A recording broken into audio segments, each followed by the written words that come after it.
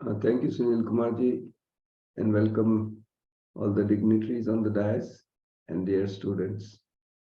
When we look at our basic human aspirations, there are three things that we can see. One is at the individual level.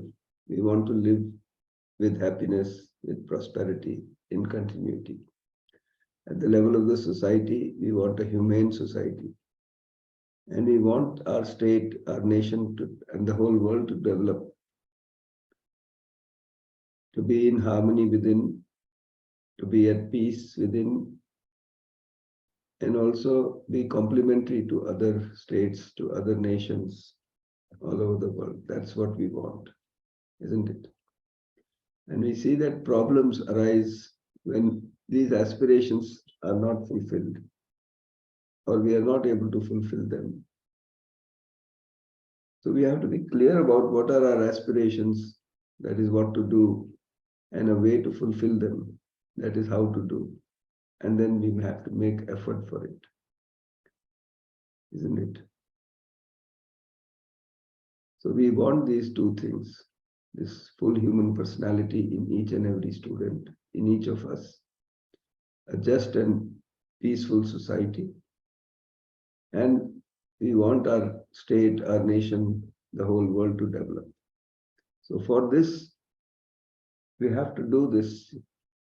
For the full human personality, our education has to be humane, so that it can give us a humane world vision, a harmonious and humane world vision,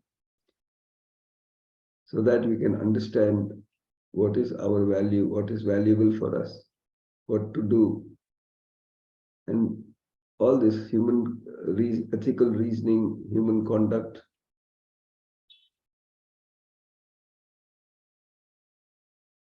and then we can participate in the development of the society that we want, the kind of culture and the civilization that we want, isn't it? But this part is today missing in education, more or less. I mean, I won't say that it is completely missing, but it is more or less missing, because we are not reaching this human society. So what we need is holistic and value-based education.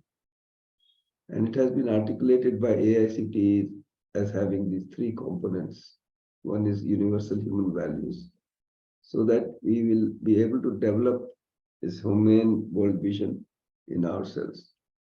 This human, and then number two is case studies of human thought, human culture.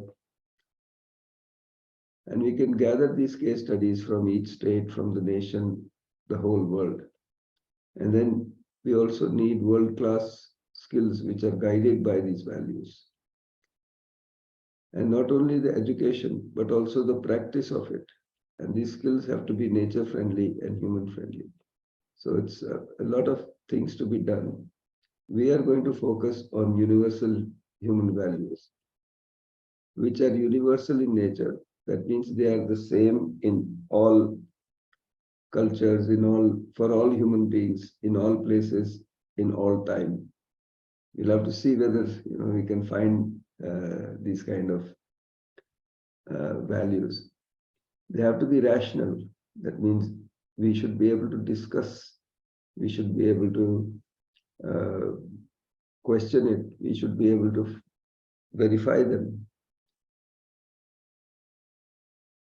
And living accordingly should lead to harmony, to what we want, to that. So universal human values. Then our focus in this workshop is going to be on the value component. We are going to talk about the values. And if we are able to do that, if we are able to ensure the values, then the education on the skills will also be properly placed.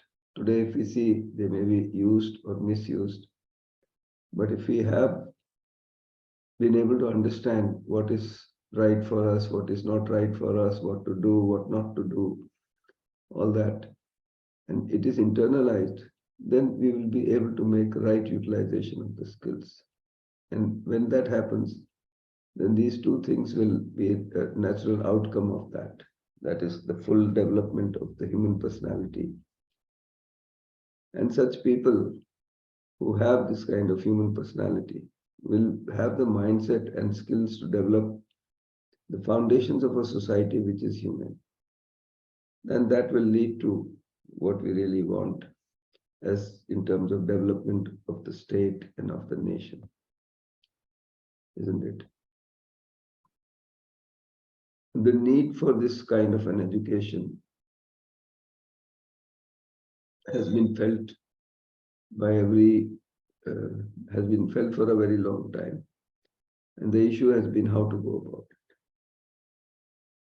which is acceptable to every human being in all places, in all time. So that has been a challenge because there have been so many questions. All these questions, these kind of questions. What is the need for teaching values? They are supposed to be caught, they can't be taught. This kind of assumptions are there. And classroom courses. And this value education, this is a new buzzword, same as moral science, or it is something new. So why teach these values as a separate subject? It should be embedded in each subject. So you have to start somewhere. And what is the need to teach these values in higher education? Why not do that in school, in early childhood, where the child is actually learning? So all these kind of questions will be there. Is it too late to start now? And where are the teachers who will actually be able to teach them effectively, if at all that is possible? So all these kind of questions are there. We have to deal with them. So what we are talking about is not just about doing or thinking, but about understanding. And on the basis of that understanding, we can do the thinking and doing. So we are not talking about some kind of discipline, some kind of do's and don'ts, some kind of instructions. But we are also not talking about moral education, about belief, do this, don't do that, and things like that. But what we are talking about is values, value education in the form of proposals for your self-exploration. So you can explore on your own right. And if you are able to explore and you find it to be true, then obviously you are going to, go with it, isn't it? So that is how it is what we are going to talk about. So for you as the students, each of you can understand. It is not that some can and some cannot. Everyone can understand. And we have to understand the scope of this understanding. What do we have to understand? We have to understand all that we live with. So we live with ourselves, we live with other people, we live with other things around. So all that we live with. And our relationships. That means what is our participation? What are we supposed to do with these things? So what are we supposed to do with ourselves? How are we supposed to interact with other people, with the things around us? So all that is something which has to be understood for it to be implemented, for it to come into practice. Third point here is we are co-explorers. We have not reached the ultimate end point. So as facilitators, we are also exploring. You are also exploring. So you are the explorers and we are the co-explorers, or vice versa. You can put it vice versa, whatever. So we are co-explorers. So what I would like you to do is to interact, to discuss, to ask questions, share your thoughts with each other, with the facilitators, and use this time to explore, joyously explore. I've written over there, joyously explore over here. And for the facilitators, I'd like you to share the proposals clearly, concisely, briefly. Don't be too long, mostly in Malayalam, because when you're talking the language of the heart, then you can really get it, so that is important. And discuss to clarify, to exemplify, to encourage and initiate or strengthen the self-exploration, not as lectures, not as do's and don'ts.